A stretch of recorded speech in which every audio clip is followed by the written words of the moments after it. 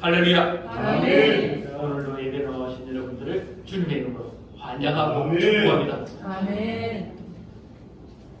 30명이 되면은 이런저런 일들을 한다고 방금 광고를 했는데요.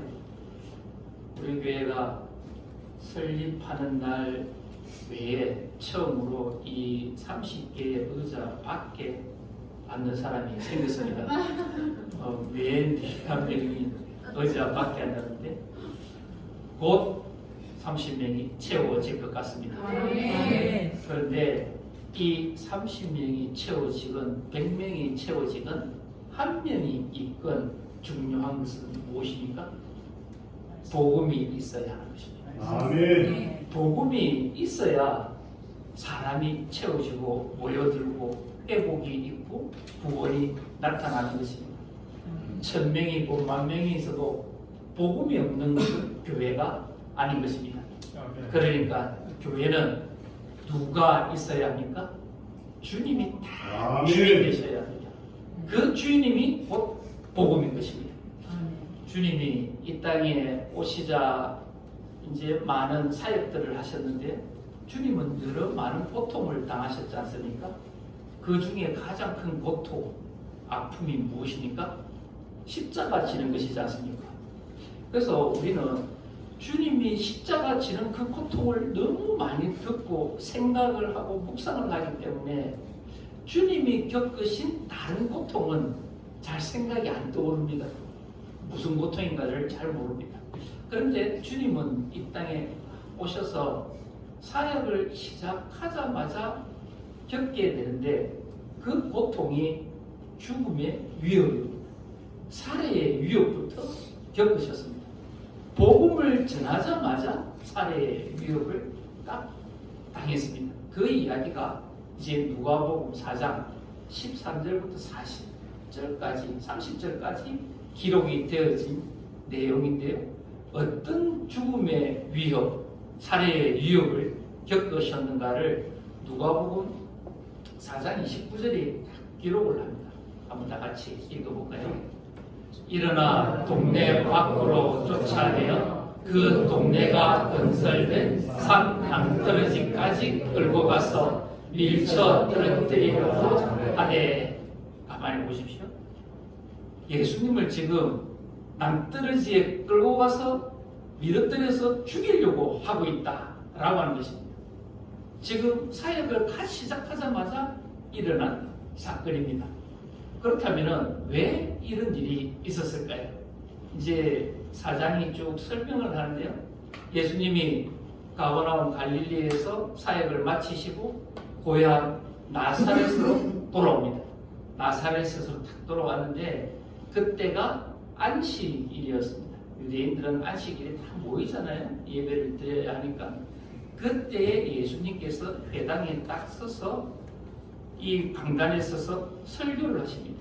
딱 설교를 하시는데 구약 성경, 그때는 성경이 구약뿐이니까 쭉 펴서 읽은 본문이 이제 이사야서 61장부터 3절, 그러니까 정확하게는 2절까지의 말씀을 딱 전했습니다. 이 본문의 말씀을 이제 나사렛 회당, 오늘날로 치면 교회라고도 할 수 있겠죠. 설교를 쫙 했습니다. 하고 난 뒤에 사정이 어땠을까요? 사람들이 은혜를 받았어요. 유대인들이 은혜를 받고 어떻게 이렇게 놀라운 해석을 하는가 라고 합니다. 그런데 뜬금없이 마지막에 가서는 이 이야기의 끝은 유대인들이 도리어 29절에 일어나서 예수를 끌고 낭떠러지로 끌고 가서 죽이려 하고 있다 라고 성경은 기록을 하고 있습니다. 그렇다면 왜 실컷 은혜를 말씀을 듣고 은혜를 잘 받고 난 뒤에 도리어 그 말을 전한 예수를 죽이려고 했을까 라고 하는 의문이 탁 들어오는 것입니다. 이 답을 어디에서 갖고 있냐면 오늘 우리가 읽었던 이사야서 61장 안에 본문 안에 답이 나와 있는 것입니다. 곧 주님은 이미 주님이 오시기 이전부터 예고되어졌고 예언되어졌고 선포되어졌던 복음을 있는 그대로 전하였던 것입니다. 그 내용을 오늘 복음 구약이 말하는 예언을 하였던 그 복음이 무엇인가를 오늘 우리가 본문을 통해서 알아보려고 합니다. 먼저 알아야 될 것이 오늘 본문 가운데 이 해답의 키를 3절이 가지고 있는데요. 3절의 시작을 이렇게 이야기를 합니다. 무릇 시온에서 슬퍼하는 자에게 라고 이야기를 합니다. 곧 이사야서 이 61장은 메시아에 대한 이야기이고 장차 오실 메시아에 대한 이야기고 이 메시아가 이 땅 가운데 오셨을 때에 무슨 일을 할 것인가에 대한 이야기가 기록되어진 본문입니다. 그러니까 곧 메시아에 대한 사명이 기록되어진 책입니다. 이 말씀을 읽을 때 시온에서라고 합니다. 그렇다면 1차적으로 우리가 해석이 되어져야 하는 것이 저 시온에서 슬퍼하는 자가 해석이 되어져야 하는데요. 그러면은 1차적으로 시온이 무엇을 뜻하고 상징을 하고 있는 것인지, 그리고 슬퍼하는 자는 누구라는 것인지를 알아야 되는 것입니다. 시온이라는 이 단어의 뜻은 요새, 튼튼한 요새이지요. 섬, 이런 것을 이야기하는 뜻을 가지고 있고요. 조금 더 넓은 의미에서는 보호를 받는 것, 또 안전한 것이라는 의미를 가지고 있습니다. 그러니까 시온이라는 뜻은 아주 튼튼한 요새 안에서 보호를 받고 안전함을 유지할 수 있는 곳이 시온이다 라고 하는 것입니다. 이 시온은 교회를 다니지 않는 비기독교인도 이 단어는 잘 압니다. 이름도 시온이라고 많이 씁니다. 그런데 뜻을 잘 알아야 되겠죠. 왜 시온이라는 뜻을 많이 쓰는지. 이렇게 시온이라는 뜻은 어디서부터 시작되어졌냐면은 신명기 4장 모세의 마지막 설교 때에 시온이라는 단어가 딱 등장을 합니다. 그때 시온을 어떻게 말을 하고 있냐면요. 이 신명기 4장에 보면은 시온을 헤르몬 산이다 라고 이야기를 하고 있습니다. 그러니까 특정한 지역입니다. 이 특정한 지역을 이제 구체적으로 이야기하는 사람이 있었는데, 이제 사무엘하 나오는 다윗이 이 시온에 대해서 언급을 합니다. 원래 이 시온의 땅은 이스라엘의 땅이 아닙니다. 그죠? 가나안 족속 땅인데 다윗이 있을 때까지, 그러니까 저 여호수아가 땅을 정복할 때부터 시간이 쭉 흘러서 다윗이 올 때까지도 이 땅은 점령을 하지를 못했습니다. 곧 예루살렘입니다. 예루살렘을 점령을 하지 못했는데 예루살렘을 최초에 점령한 자가 다윗입니다. 여부스 족속의 예루살렘 땅을 점령하였다라고 했습니다. 이 시온이 예루살렘 안에 있는 골짜기 가운데 하나 우뚝 솟은 돌산입니다. 이곳을 시온성이라고 이야기를 하고 시온이라고 구체적으로 딱 언급을 합니다. 후대의 사람들이 이 시온성을 다윗성이라고도 부릅니다. 곧 다윗성은 곧 시온성이고 시온성은 다윗성입니다. 그런 이후에 또 시간이 흘러서 다윗의 아들 솔로몬이 하나님의 성전을 다 짓습니다. 거룩한 하나님의 성전을 짓고 성전 밖에, 그러니까 다윗성에 있었던 이 하나님의 언약궤를 이 시온성에 딱 갖다 놓습니다. 하나님의 성전에 갖다 놓습니다. 그러니까 시온성은 예루살렘 안에서도 하나님의 성전이 세워진 곳이다, 땅이다 라고 하는 것입니다. 그러니까 가만히 보십시오. 하나님의 언약궤가 있으면 어떤 상징성을 가지고 있습니까? 하나님의 임재의 상징입니다. 하나님이 항상 계시는 곳입니다. 하나님이 머무는 곳입니다. 그러니까 꼭 그곳은 하나님이 통치하고 다스리는 곳이 시온입니다. 그 안에 사는 자를 시온 백성이다 라고 합니다. 이 다스림 안에는 어떤 역사가 일어납니까? 구원의 역사가 일어나는 것입니다. 구원의 역사가 일어나는 곳이 시온성인 것입니다. 이것이 조금 더 확대되어져서 시온성 하면 예루살렘을 상징하고, 다윗성 해도 예루살렘을 상징하고, 예루살렘은 곧 구원이 완성되어지는 저 천국으로 가는 영적인 도시로 의미를 가지고 있는 것입니다. 상징성이 아주 큰 도시가 이 시온성이다 라고 합니다. 이게 1차적 시온에 대한 해석입니다. 그렇다면 슬퍼하는 자는 누구이겠습니까? 이 시온의 땅에서 구원이 일어나는 이 땅에서 슬퍼하는 자가 있다라고 하는 것입니다. 시온의 땅에 사는 자는 누구입니까? 하나님의 백성입니다. 하나님의 백성 가운데 슬퍼하는 자가 어떤 자들인가? 라고 하는 질문의 답이 오늘 읽었던 본문에서 1절에서 이야기를 하고 있습니다. 1절 한번 찾아볼까요? 어떤 슬픔을 가진 자가 하고 중반절부터 나옵니다. 가난한 자에게 아름다운 소식을 전하게 하려 하심이라. 나를 보내사 마음이 상한 자를 고치며 포로된 자에게 자유를, 갇힌 자에게 노임을 선포하며. 이 1절의 본문 가운데 4가지 유형의 슬퍼하는 자가 있습니다. 어떤 자입니까? 먼저 가난한 자입니다. 하나님의 백성 안에 가난한 자가 있다라고 하는 것입니다. 이 가난한 자를 그대로 직역해서 풀면은 고통 당하는 자입니다. 고통 중에 있는 자, 고통이 여전히 진행 중에 있는 자를 가난한 자다라고 하는 것입니다. 이 가난한 자를 어떻게 말합니까? 영적으로, 육신적으로 억눌려 있는 자, 짓눌려 있는 자, 무엇을 할 수조차 없는 영적인 피폐함 가운데 있는 자가 이 가난한 자다라고 하는 슬픈 자인 것입니다. 두 번째로 마음이 상한 자입니다. 마음이 상한 자는 어떤 자입니까? 원치 않는, 바라지 않는 불행과 재앙 같은 것들이 인생에서 닥칠 때가 있습니까? 없습니까? 있습니다. 전혀 뜻하지 않고 원하지도 않았던 불행한 일들, 재앙과 같은 일들이 인생 가운데 음습해올 때 마음이 상하는 것입니다. 여기에서 상한다라고 하는 것은 마음이, 가슴이 산산이 부서지는 것, 산산이 깨어지는 것을 상한다라고 하는 것입니다. 슬프겠습니까? 안 슬프겠습니까? 슬픈 자입니다.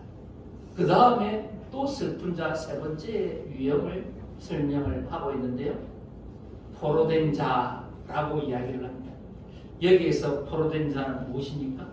영적으로 악한 것에 사로잡혀 있는 자입니다.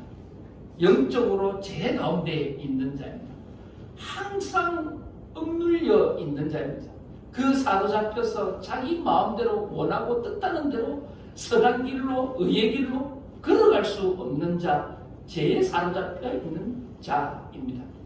그 다음에 갇힌 자라고 이야기를 합니다. 갇힌 자는 육신의 죄 가운데 있는 것입니다. 그 행실이 끝까지 사단에 사로잡혀서 그 육신의 죄를 끊어내지 못하고 사로잡혀서 쇠사슬에 묶여서 감옥에 갇힌 듯 종노릇하고 있는 자를 갇힌 자다라고 하고 있는 것입니다. 그러니까 의미는 비슷한데 뜻은 여기에서 포로된 자는 영적인 죄 가운데 사로잡혀 있는 자고, 갇힌 자는 육신의 행실 가운데 죄에 사로잡힌 자를 말하고 있는 것입니다. 슬프겠습니까? 안 슬프겠습니까? 대답을 안 하시면 큰일 날 문제입니다. 내 영이 악함에 사로잡혀 있고 내 행실이 악함에 사로잡혀 있는 자가 그리스도인이라면은 당연히 아파하고 괴로워하고 슬퍼해야 되는 거 아닙니까? 대답을 또 안 하시네. 이거는 심각히 슬퍼해야 되는 일입니다. 그죠? 이 두 유형의 슬퍼하는 자를 4가지로 분류해서 일절이 딱 설명을 하고 있습니다. 더 여기에서 이 슬퍼하는 자들에게 하나님은 그냥 내버려 두시지 아니하고 누구를 보낸다고 합니까? 하나님의 영이 또 기름 부은 자가 나타나서 그 슬퍼하는 자들에게 기쁜 소식을 전해주겠다라고 하는 것입니다. 복음입니다. 그냥 내버려두지 않겠다라고 하는 기쁜 소식입니다. 누구에게 주신다고요? 슬퍼하는 자에게, 슬픔을 당한 자에게. 그렇다면 구체적으로 어떤 기쁨의 소식을 줄까요? 가난한 자에게, 억눌려 있는 자에게, 영과 육이 짓눌려 있는 자에게 기쁜 소식을 주겠다는 것입니다. 그 기쁜 소식이 정죄하고 비난하고 비판하는 심판의 소리입니까? 아닙니다. 구원의 소식입니다. 건져내어 주겠다. 네가 억눌려 있고 짓눌려 있는 거기에서 건져주겠다는 구원의 기쁜 소식을 전하는 것입니다. 두 번째, 마음이 상한 자는 어떻게 하시겠답니까? 고치며라고 이야기합니다. 부서진 그 마음을 위로하고 다독여서 따뜻함으로 대신 죽어주심으로 어떻게 해요? 싸매 주십니다. 부서진 마음을 다시 세워주겠다. 쪼개진 마음을 다시 붙여주겠다. 온전하게 해주겠다. 고쳐주시겠다. 라고 지금 약속을 해주고 있는 것입니다. 그 다음에 영적으로 포로된 자에게는 어떻게 해주겠다고요? 자유를 주겠다고 합니다. 아멘. 드디어 이 영적인 죄에서 이 해결할 수 없는 이 죄에서 완전히 새싹을 끊어버리듯 자유하게 해주겠다 라고 기쁨의 소식을 전하고 있는 것입니다. 마지막으로 육신의 행실 가운데 있는 이 죄악, 이 갇힌 자, 감옥과 같은 그곳에 갇혀있는 자에게는 무엇을 선포합니까? 노임을 선포하는 것입니다. 자유를 선포하는 것입니다. 즉, 이 영적인 죄와 육적인 죄에서 자유와 해방을 선포하는 아멘. 기쁨의 소식을 누구로부터요? 메시아로부터 너희에게 임할 것이다 라고 약속을 해주는 부분이 1절입니다. 그러니까 슬픔을 당한 자에게 기쁨을 주는 메시아의 소식이 1절 가운데 있는 것입니다. 이 기쁨의 소식이 1절에서만 끝나지 않고요, 2절에도 이어집니다. 2절에는 어떤 은혜, 어떤 기쁨의 소식입니까?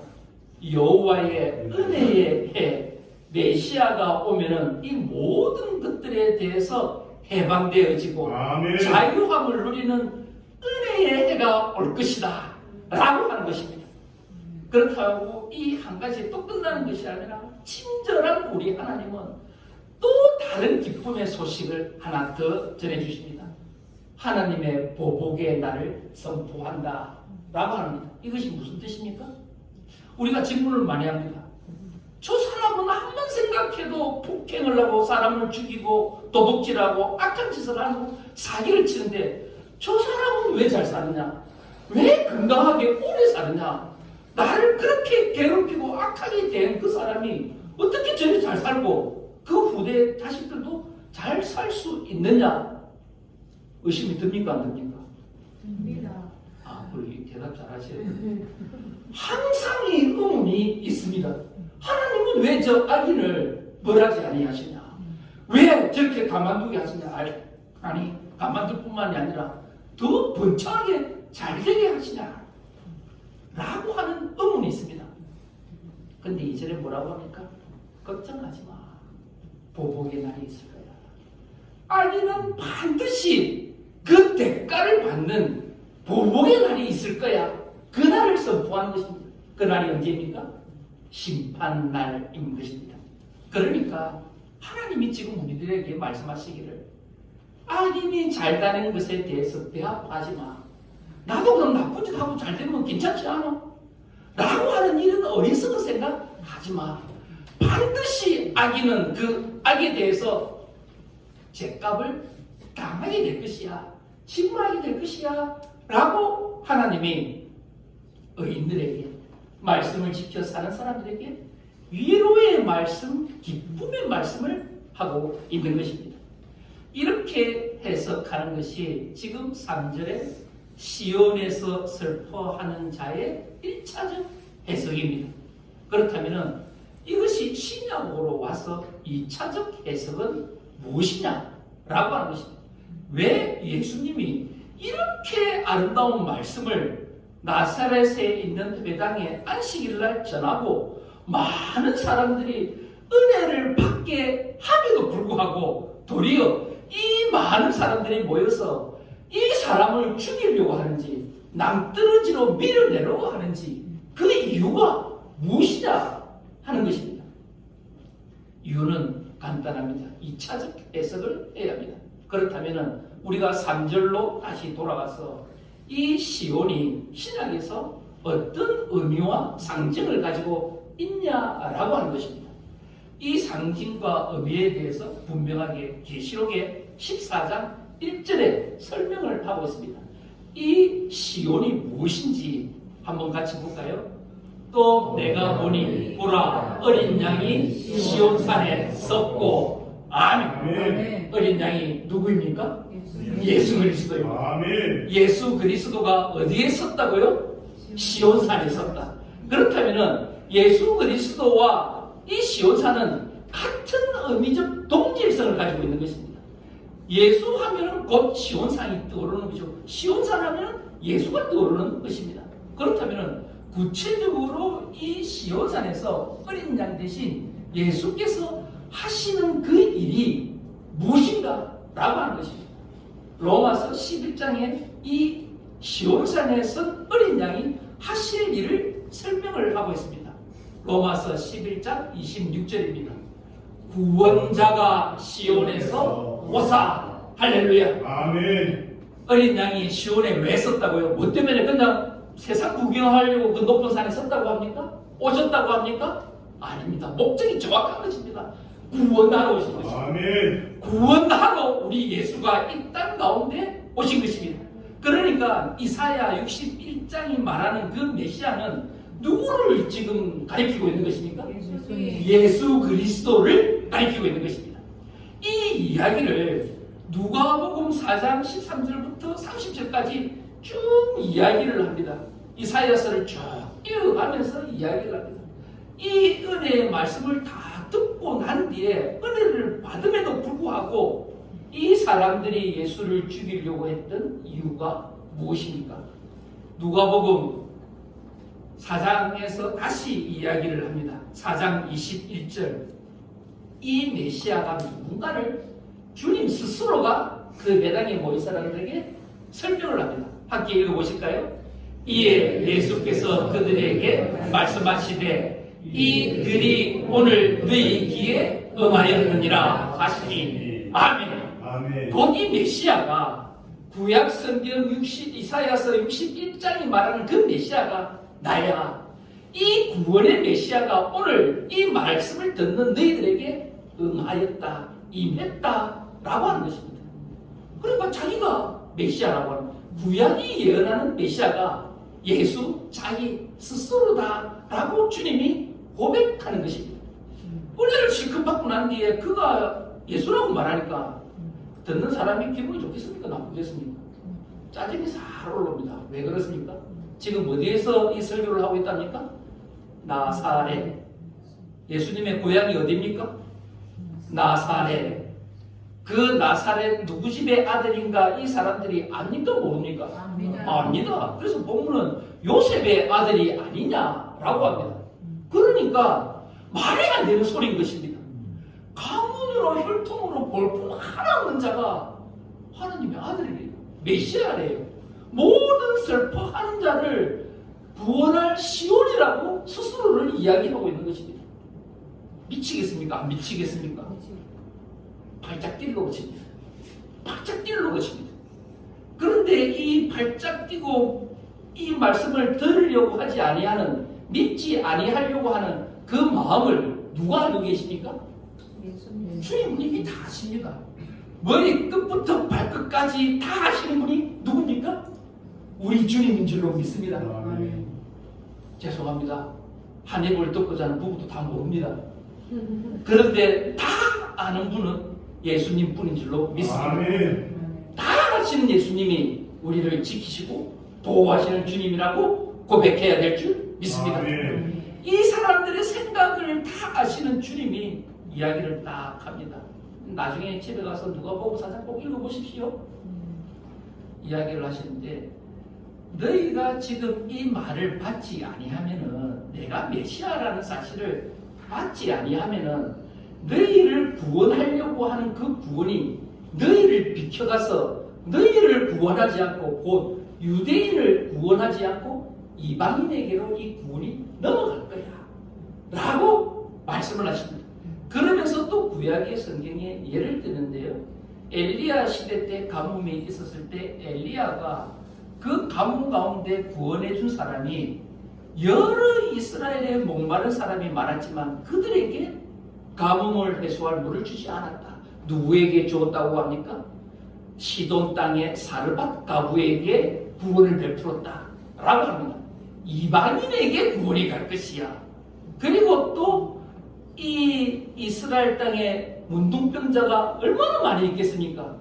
그럼에도 불구하고 엘리사라는 선지자가 이 이스라엘 땅의 문둥병 환자를 고쳐주지 아니하고 누구를 고쳐줍니까? 아람 나라의 군대 장관인 나만의 문둥병을 고쳐줍니다. 그러니까 그 구원이 너희 유대인을 떠나서 이방인에게로 갈 것이야 라고 그들에게 확 말을 해버립니다. 그러니까 안 그래도 목수의 아들이, 요셉의 아들이 메시아라는 것에 짜증이 나 있는데, 분노를 하고 있는데, 더 나아가서 이 예수가 한다는 말이, 너희가 만약에 내가 말하는 이 복음, 슬퍼하는 자들에게 기쁨의 소식을 전하는 나의 복음, 이것을 받아들이지 아니하면 너희들은 구원에서 탈락하고 이방인에게 도로 그 구원이 넘어갈 것이야 라고 하는 소리에 이 사람들이 머리가 완전히 열려버립니다. 분노 게이지가 머리 끝까지 올라와 버립니다. 이 사람들이 하나님의 말씀을 몰라서 은혜를 못 받아서 분노한 것이 아니라 예수를 받아들이지 못해서 예수를 믿지 아니하면 구원에서 제외된다는 이 사실에 대해서 완전히 뚜껑이 열립니다. 분노 게이지가 머리 끝까지 차올라 것입니다. 그 결과가 무엇입니까? 예수를 죽이려고 한다라고 하는 것입니다. 그런데 가만히 보십시오. 이 복음의 끝자리에는 무엇이 있습니까? 슬퍼하는 자들에게 이렇게 위로하는 이 하나님의 복음을 믿는 자에게 그렇다면 이 슬퍼하는 자를 2차적 해석은 무엇이어야 합니까? 가만히 보십시오. 이 모든 슬퍼하는 것들을 가지고 주님 앞에 왔었을 때에, 통회하고 자백할 때에, 그 사실을 믿고 예수 그리스도를 믿을 때에 하나님의 약속이 있다라고 하는 것입니다. 그 약속이 3절에 나옵니다. 3절은 무엇이라고 이야기를 합니까? 하나님의 약속에 대한 이야기가 나옵니다. 슬퍼하는 자에게 화관을 주어 그 죄를 대신하며 기쁨의 기름으로 그 슬픔을 대신하며 찬송의 옷으로 근심을 대신하고. 아멘. 아멘. 아멘. 지금 유대인들이 누려야 할 이 복음의 메시지를 예수를 버림으로 말미암아 이 약속을 지금 유대인들은 받지를 못하게 되는 것입니다. 그런데 누가 이것을 받으신다고요? 복음은, 메시아의 이 기쁜 소식은 예수 그리스도라는 사실을 믿는 것. 그가 반드시 가난한 자에게 기쁜 소식을 주고 마음이 상한 자를 고치고 포로된 자를 자유케 하고 갇힌 자를 노예, 자유를 주시는, 해방시키고 자유를 주시는 이 사실을 믿고 주님 앞에 나아오는 자는 반드시 어떤 일이 생긴다고요? 죄를 대신하여 라고 하는 것은 고통받는 자가 뒤집어쓰는 죄입니다. 회개의 상징입니다. 이제 그 사람은, 예수님 앞에 온 자는 더 이상 죄를 머리에 뒤집어쓰고 옷을 찢어가며 고통 가운데 있을 필요가 없다. 그 사람 머리에는 죄 대신에 아름다운 화관, 면류관, 생명의 관을 씌워줄 것이다 라고 약속을 해주시고, 그 다음에 슬픔 대신 기쁨의 기름으로 슬픔을 대신하며 라고 했습니다. 기쁨의 기름, 성령의 충만함, 슬픔의 눈물을 짚고 있는 사람들에게 기쁨의 성령의 충만함으로 가득 차게 할 것이다 라고 하며, 또 근심하는 자, 마음에 근심이, 불안이, 염려가 넘치는 자에게는 그 근심의 자리에 무엇을 주시겠다고요? 찬송의 옷을 입혀주시고 찬송하는 사람으로 바꾸어주겠다 라고 하는 하나님의 약속이 딱 걸려있는 것입니다. 그러니까 우리는 무엇을 잘 알아야 합니까? 우리는 예수님을 믿는다고 항상 고백을 합니다. 내가 예수님을 믿어요, 십자가를 믿어요 라고 합니다. 복음을 믿어요 합니다. 그렇다면 예수님을 믿는 그 구체적인 것이 무엇인가를 알아야 하는 것입니다. 예수님을 믿는다는 것은 무엇을 믿는다고요? 가난한 자에게 기쁜 소식을 준다는 것. 오늘 내가 억눌려 있는 것에서 구원해주는 기쁜 소식을 믿는 것을 예수님을 믿는 것입니다. 마음 상한 자를 고쳐주는 것을 예수님을 믿는 것입니다. 또 사로잡혀 있는 자, 포로된 자를 해방시켜주고 자유케 하는 것을 믿는 것이 예수님을 믿는 것입니다. 그러니까 우리가 단순하게 그냥 예수님 믿어요, 복음 믿어요 다 아니고 내 안에 어려움이 있을 때, 가난함에 짓눌려 있을 때, 마음이 상했을 때, 죄에 사로잡혀 있을 때, 그럼에도 불구하고 예수님을 붙잡고 통회하고 회개하는 심정, 참여하는 심정으로 나가는 자는 반드시 고쳐주시고 회복시켜주시고 자유케 한다는 사실을 믿는 것이 복음을 믿는 것이고 예수님을 믿는 것이다 라고 하는 것입니다. 아멘. 단순하게 그냥 예수 믿어가 그것으로 끝나는 것이 복음이 아니다 라고 하는 것입니다. 더 나아가서 이 복음을 믿는 자에게 주시는 축복이 있다는 사실을 3절 가운데서 믿어야 된다 라고 하는 것입니다. 더 이상 슬픔에 죄를 뒤집어 쓰는 것이 아니라 생명의 멸류관을 받은 자입니다.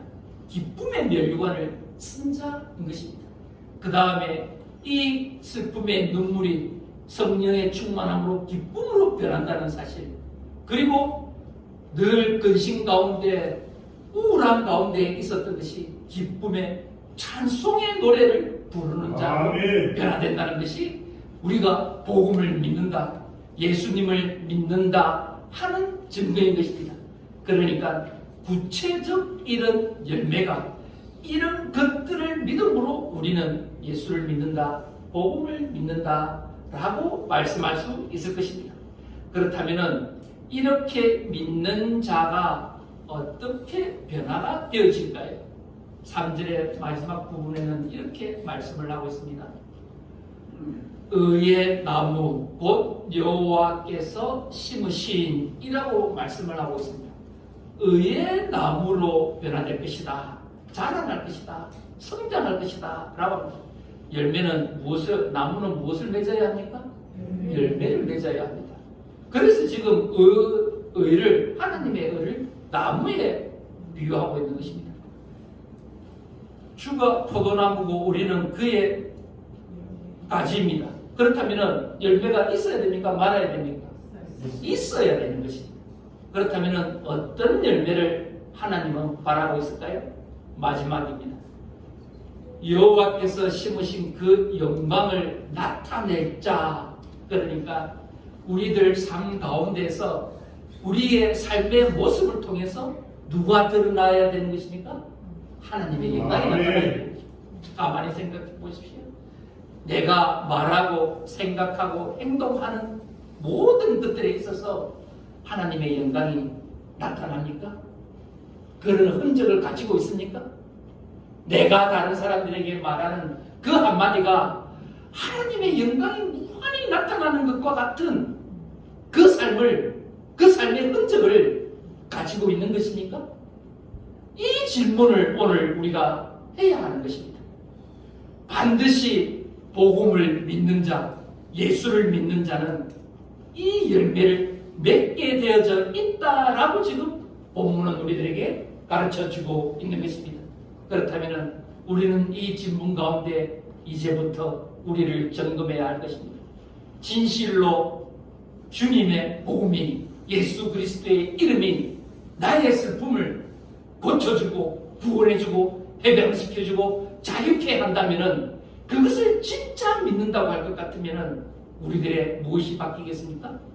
삶이 바뀌는 것입니다. 아멘. 그 바뀌어진 삶으로 누가 영광을 받으십니까? 하나님이 영광 받으시는 것입니다. 오늘 예배를 드리는 극일교회 모든 성도 여러분, 복음을 믿는 극일교회 모든 성도 여러분, 예수 그리스도를 믿는 극일교회 모든 성도 여러분, 이제 우리 모두는 앞으로 살아가는 모든 삶의 흔적들 가운데 내가 드러나는 것이 아니라 하나님의 영광이 나로 말미암아 드러나고 나타나고 다른 사람이 알 수 있기를 주님의 이름으로 축복합니다. 아멘.